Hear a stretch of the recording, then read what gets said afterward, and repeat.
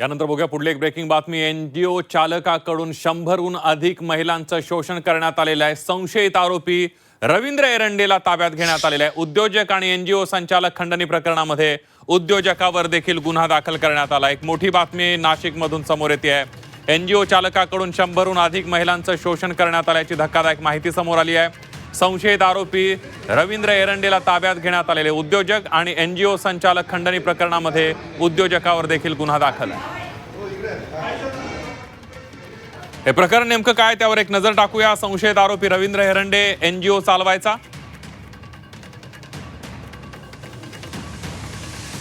नोकरीचा आमिष दाखवत महिलांना जाळ्यात ओढायचा। 100हून अधिक महिलांचं लैंगिक शोषण झाल्याची माहिती आहे। टॅबमध्ये 87 व्हिडिओ सापडल्यानं प्रकरण उघड झालेलं आहे।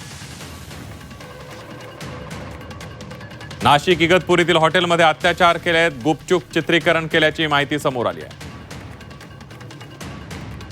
अश्लील व्हिडिओ ब्लू फिल्म स्वरूपात विक्रीचाही संशय आहे। ब्लॅकमेलिंग करून पैशांची मागणी झाली का याचाही तपास आता केला जाणार आहे।